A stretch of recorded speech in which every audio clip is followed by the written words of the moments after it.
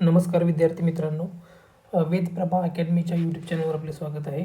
आज आपण इथिक्सचं दुसरं लेक्चर घेणार आहोत. कालच आपण इथिक्सच्या लेक्चर सिरीजला सुरुवात केलेली आहे आणि त्यामधलं हे दुसरं लेक्चर आहे.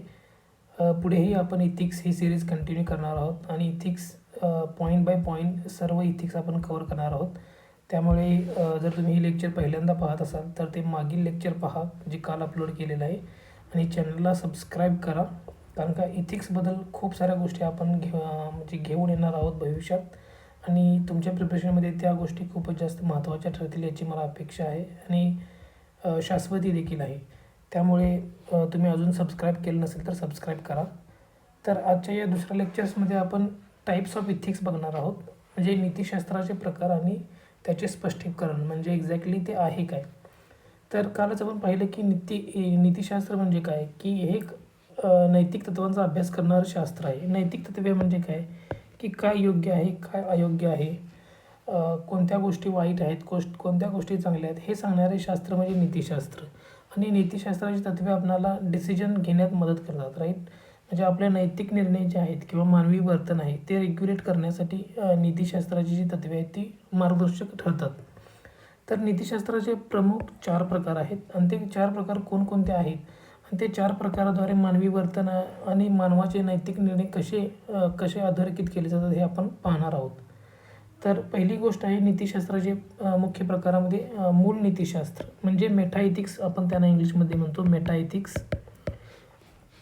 तर यामध्ये नीतिशास्त्राचे नैतिक तत्त्वांचे स्वरूप काय आहे, त्यांचा उगम कोणता होतो, त्यांचा अर्थ काय याचा अभ्यास करणारे हे शास्त्र आहे. यामध्ये चांगलं काय आहे वाईट काय आहे हे डिफाईन केलं जातं किंवा त्याचे स्पष्टीकरण दिले जाते. याच्यावर हे एक तत्त्वज्ञानात्मक शास्त्र आहे. म्हणजे काय, की तत्त्वज्ञानात्मक म्हणजे आपण एक फिलॉसॉफिकल डिस्क्रिप्शन आहे, की उदाहरणार्थ समजा की नैतिक मूल्ये सार्वभौम आहेत का याच्यावर डिस्कशन केलं जातं. याच्यावर फिलॉसॉफी म्हणजे फिलॉसॉफिकल डिस्कशन केलं जातं, की ती व्यक्तिपरत्वे किंवा सांस्कृतिक आहेत. म्हणजे नैतिक मूल्ये सार्वभौम आहेत म्हणजे काय, की ती कधीच बदलत नाहीत का, की ती एकमेव आहेत की त्यांचं बाबा व्यक्तिपरत्वे किंवा कालांतरात परत्वे किंवा जशी संस्कृती चेंज होते तशी नैतिक मूल्ये चेंज होतात काय ह्याच्यावर डिस्कशन केलं जातं. पुढे नैतिकता वस्तुनिष्ठ आहे का किंवा ती व्यक्तिनिष्ठ आहे का. म्हणजे समजा ट्रुथ ही एक संकल्पना आहे, की सत्य. तुमच्यासमोर एक घटना घडते जसे की ॲक्सिडेंट घडते, ठीक आहे, हे काही योग्य उदाहरण राहणार नाही. फॉर एक्झाम्पल असं धरून चला की कास्ट. आता भारतीय न्यायशास्त्रानुसार कास्ट जातीव्यवस्था मान्य नैतिक नाही आहे, पण सांस्कृतिकदृष्ट्या जातीव्यवस्था मान्य व्यवस्था मान्य नैतिक असू शकते, राईट. किंवा एखादी व्यक्ती खूपच जास्त धार्मिक असेल तर त्याच्या दृष्टीने ती गोष्ट योग्य असू शकते. त्यामुळे नैतिकता वस्तुनिष्ठ आहे का की व्यक्तिनिष्ठ आहे हे याच्यामध्ये डिस्कस केलं जातं. त्याची काही उदाहरणे आहेत ती पहा, की नैतिक सापेक्षता म्हणजे काय, की मोरल रिलेटिव्हिजम. तर नैतिकता ही संस्कृती आणि व्यक्तीच्या दृष्टिकोनावर अवलंबून असते का. म्हणजे समजा व्यक्तिपरत्वे किंवा जशा संस्कृती चेंज होतील त्या परत्वे नैतिक दृष्टी चेंज होतात का हे पाहिलं जातं. फॉर एक्झाम्पल इस्लाममध्ये बहुपत्नीत्व मान्य आहे पण ते हिंदू धर्मामध्ये मान्य नाही, राईट. तर संस्कृती चेंज झाली की नैतिक तत्त्वे देखील चेंज होतात. तर ते आहे की मोरल रिलेटिव्हिजम म्हणजे नैतिक सापेक्षता. नैतिक वास्तववाद म्हणजे काय, की काही नैतिक तथ्ये सार्वत्रिक असतात. उदाहरणार्थ निरपराध माणसाला जर शिक्षा द्यायची म्हणली तर ती कोणत्याही जी संस्कृती असेल तिथे मान्य होणार नाही, राईट. तर त्याला म्हटलं जाते की नैतिक वास्तववाद. भाषिक विश्लेषण म्हणजे काय असतं, की चांगले किंवा वाईट या संज्ञांचा अर्थ स्पष्ट करणे. आपण डिस्क्राईब करतो त्या गोष्टी, डिफाईन करतो, तर त्याला भाषिक विश्लेषण म्हणतात. पुढची गोष्ट आहे की आदर्श नीतिशास्त्र नॉर्मेटिव्ह इथिक्स, याला प्रिस्क्रिप्टिव्ह इथिक्स देखील असं म्हणतात. तर नॉर्मेटिव्ह इथिक्स म्हणजे काय, की तुम्ही काय करायला हवं यावर लक्ष केंद्रित करते, राईट. ते तुम्हाला डिफाईन करून देते की तुम्ही काय करायला हवं. फॉर एक्झाम्पल लक्षात घ्या, की केंद्र सरकारचे कायदे असतील किंवा तुमच्या ग्रामपंचायतीचे घालून दिलेले नियम असतील किंवा शाळेचे नियम असतील तर ते नॉर्मेटिव्ह इथिक्स आहेत, राईट. किंवा प्रत्येक संस्कृतीमध्ये काही न बोलले जाणारे देखील नॉर्मेटिव्ह इथिक्स आहेत, जसे की चांगले वागा, चोरी करू नका. या टाईपचे जे इथिक्स आहेत जे प्रिस्क्राईब केले जातात किंवा लोकांनी काय करायला हवे काय नाही करायला हवे हे सांगितले. जसे की गीतामध्ये जे गीताज्ञान दिलं गेलं ते देखील एक नॉर्मेटिव्ह इथिक्सचाच प्रकार आहे. नॉर्मेटिव्ह इथिक्स म्हणजे दोन भाग आहेत. त्याच्यामध्ये डिओन्टॉलॉजिकल इथिक्स म्हणजे काय की कर्तव्यनिष्ठ नीतिशास्त्र. तर तुम्ही कर्म करा, फळाची अपेक्षा करू नका, त्या टाईपच्या गोष्टी आहेत त्या कर्तव्यनिष्ठ नीतिशास्त्रांच्यामध्ये, की नियम आणि कर्तव्यावर आधारित हे नीतिशास्त्र आहे. परिणामापेक्षा तत्वांनुसार वागण्यावर भर दिला जातो. जसं की गांधीयन इथिक्स आपण लक्षात घ्या. गांधीयन इथिक्स म्हणतो ना की गांधीजींनी जी चोरा जी जिथं व्हायलन्स झाला त्यानंतर असहकार चळवळ मागे घेतली, तर तत्वानुसार ती चळवळ चालली होती, राईट. तर तसं त्या टाईपचं आहे हे डिओन्टॉलॉजिकल इथिक्स. दुसरं म्हणजे या जी विचारसरणी आहे कर्तव्यनिष्ठ नीतिशास्त्राची, तर ती विचारसरणी ही इमॅन्युअल कांतच्या फिलॉसॉफीवर प्रभावित अशी आहे. जसं की समजा की खोटे बोलणे नेहमीच चुकीचे आहे, राईट. खोटे बोलल्याने एखाद्याचे प्राण जरी वाचले तरी देखील खोटे बोलणे हे चुकीचे आहे, असं हे डिओन्टॉलॉजिकल इथिक्स म्हणतं किंवा कर्तव्यनिष्ठ नीतिशास्त्र म्हणतं. म्हणजे परिणामापेक्षा नीती तत्वांच्यावर जास्त भर दिला जातो, असे हे कर्तव्यनिष्ठ नीतिशास्त्र आहे. पुढची गोष्ट की परिणामवादी नीतिशास्त्र, टेलिओलॉजिकल इथिक्स. तर टेलिओलॉजिकल इथिक्स म्हणजे काय सांगतं की बाबा तुम्ही तुमच्या ॲक्शन्सचा परिणाम महत्त्वाचा आहे. म्हणजे तुम्ही एखादी गोष्ट केली आणि त्याचे परिणाम चांगले असतील तर तुमची ॲक्शन चांगली आहे, लक्षात घ्या. समजा एखाद्याचे प्राण वाचवे म्हणून तुम्ही खोटे बोलला तर तुमची ॲक्शन्स, खोटे बोलण्याची ॲक्शन ही नीतीला धरून आहे, नीतिशास्त्राला धरून आहे, असे परिणामवादी नीतिशास्त्र सांगते. तर परिणामवादी नीतिशास्त्राचा जनक कोण आहे? जेरेमी बेंथम आणि जॉन स्टुअर्ट मिल. याचं एक सिंपल उदाहरण आहे आणि आज एक फेमस असं उदाहरण आहे ट्रॉली प्रॉब्लेम, जे आपण ह्याच्या अगोदर कदाचित तुम्ही ऐकलं असेल की रेल्वे ट्रॅकवर 2 रेल्वे ट्रॅक आहेत. समजा इथून रेल्वे येत आहे आणि इथे 5 लोक आहेत आणि इथं एकच व्यक्ती आहे, तर तुम्ही कोणाला वाचवाल? तर परिणामवादी नीतिशास्त्र काय सांगतं की तुम्ही 5 लोकांना वाचवाल, कारण का इथं जास्त लोकांचं भलं आहे. एक लोकाला वाचवण्यासाठी तुम्ही 5 लोकांना मारू शकत नाही, असं परिणामवादी नीतिशास्त्र सांगतं.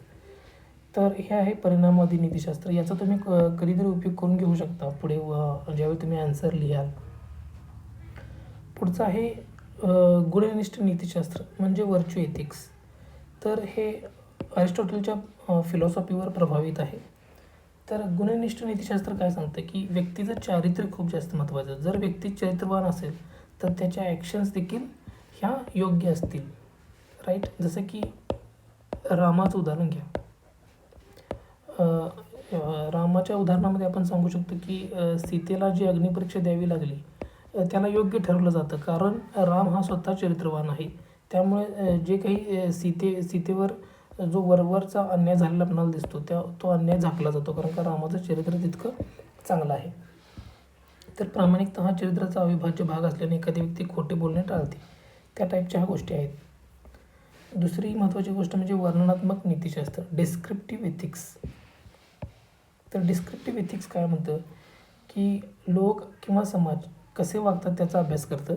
चांगले किंवा वाईट यावर निर्णय न घेता नैतिक प्रथांचा वर्णनात्मक अभ्यास केला जातो.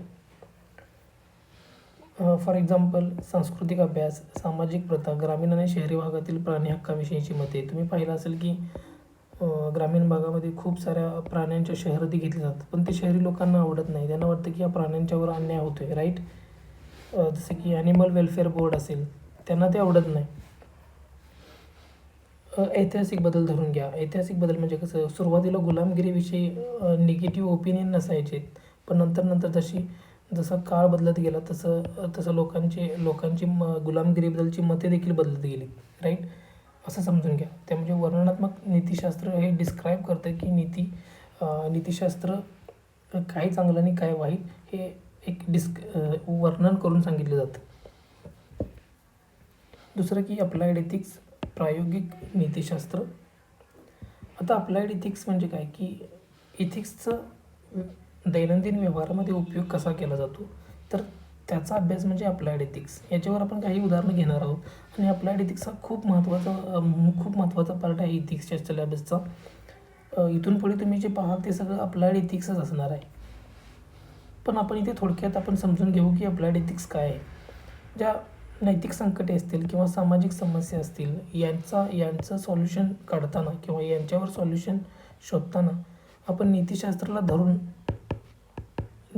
धरून कसे पुढे जातो याचा अभ्यास म्हणजे अप्लाइड एथिक्स. तर पहिली म्हणजे बायो एथिक्स.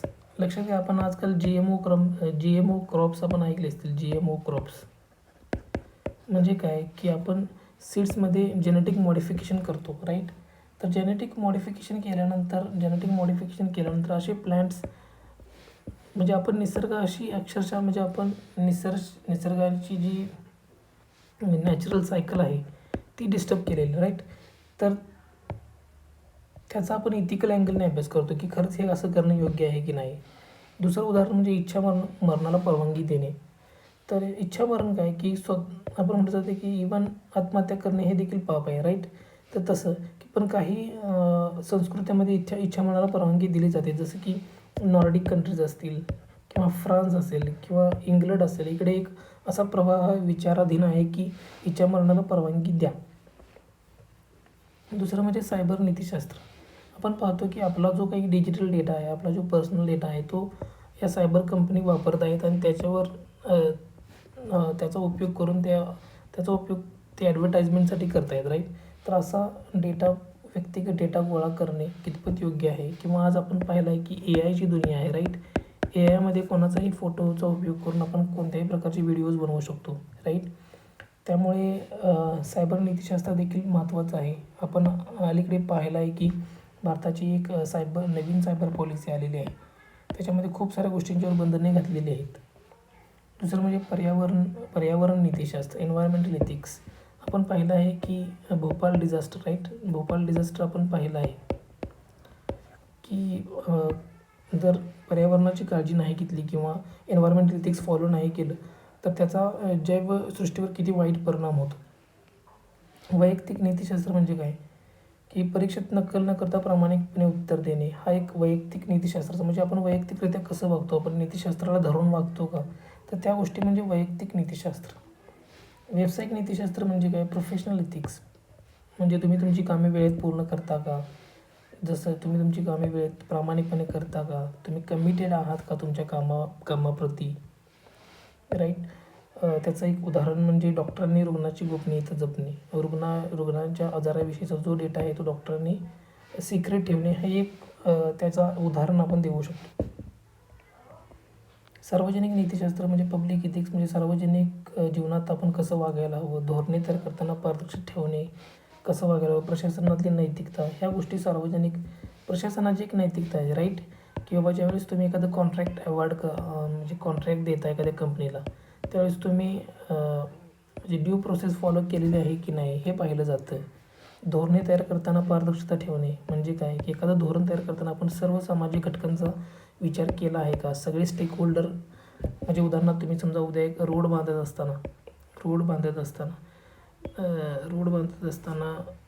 तुम्ही असं काही रोड बांधत असताना समजा त्या रोडला प्रॉपर कम्पेन्सेशन दिलेलं आहे का हे चेक करणे. अशा प्रकारच्या ह्या गोष्टी आहेत सार्वजनिक नीतिशास्त्रामध्ये. दुसरं म्हणजे आंतरराष्ट्रीय नीतिशास्त्र. आपण पाहिलं आहे की रशिया युक्रेन वॉर घ्या किंवा इस्रायल हमास वॉर घ्या. तर याच्यामध्ये खूप जास्त प्रकारचे इंटरनॅशनल एथिक्सचं हे केलेलं आहे, म्हणजे पायदळी तुडवलेले आहेत. आणि आपण हे देखील पाहतो की कशाप्रकारे डेव्हलप्ड कंट्रीज आहेत, अमेरिका किंवा युरोपियन कंट्रीज आहेत, त्यांनी आफ्रिकन कंट्रीजमधले रिसोर्सेस एक्सप्लॉइट केलेले आहेत आणि तेथे खूप मोठ्या प्रमाणात गरिबी देखील वाढलेली आहे. आपण देखील पाहिलं की कलोनियलिझमचा भारतावर किती मोठा परिणाम झालेला आहे. तर ह्या गोष्टी आंतरराष्ट्रीय नीतिशास्त्राला बिलकुल धरून नाहीत. तर अशा गोष्टींचा अभ्यास आंतरराष्ट्रीय नीतिशास्त्रामध्ये केला जातो. तर मित्रांनो, आज आपण थोडक्यात पण अगदी व्यवस्थितपणे नीतिशास्त्राचे प्रकार बघितलेले आहेत. तुम्हाला डेफिनेटली ह्या गोष्टी तुमच्या एक्झाममध्ये तुम्हाला उपयोगाला पडतील आणि तुम्ही ह्या तुम्हाला ही जर PDF हवी असेल तर माझ्या टेलिग्राम चॅनलला सबस्क्राईब करा. आणि जर तुम्हाला याचे स्क्रीनशॉट काढायचे असतील, नोट काढायचे असतील तर आत्ताच याचे स्क्रीनशॉट वगैरे काढून घ्या. ते तुम्हाला पुढे खूप जास्त उपयोगाला पडते. आणि तुम्ही अजून सबस्क्राईब केलं नसेल तर सबस्क्राईब करून घ्या, कारण का आपण पुढे असे व्हिडिओ घेऊन येणार आहोत. थँक्यू.